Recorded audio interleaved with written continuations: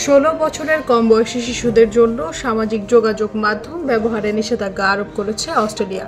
দেশটির সংসদে এ সংক্রান্ত আইন অনুমোদন করা হয়েছে, যেটিকে বলা হচ্ছে পৃথিবীর কঠোরতম আইন।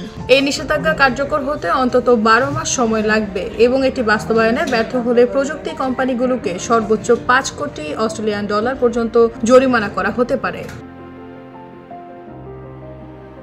দেশটির প্রধানমন্ত্রী অ্যান্থনি আলবানিজ বলেন, সামাজিক যোগাযোগ মাধ্যমের ক্ষতিকর প্রভাব থেকে তরুণ প্রজন্মকে রক্ষা করার জন্য এই আইন প্রয়োজন। এই বিষয়টিতে অনেক বাবা মাও একমত পোষণ করেছেন। তবে সমালোচকরা বলেছেন, এই নিষেধাজ্ঞা কিভাবে কার্যকর হবে এবং গোপনীয়তা ও সামাজিক সংযোগের উপর এর প্রভাব কেমন পড়বে তা এখনো অস্পষ্ট।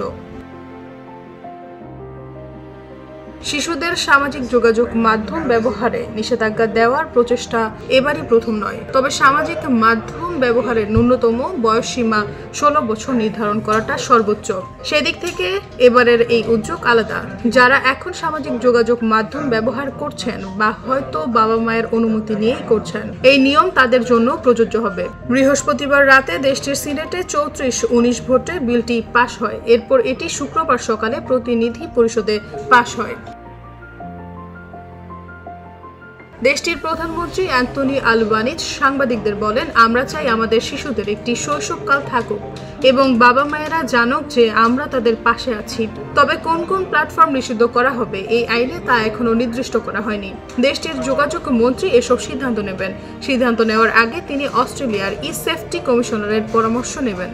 তবে মন্ত্রী মিশেল রোল্যান্ড বলেছেন যে নিষেধাজ্ঞার মধ্যে স্ন্যাপচ্যাট, টিকটক, ফেসবুক, ইনস্টাগ্রাম ও এক্স অন্তর্ভুক্ত থাকবে।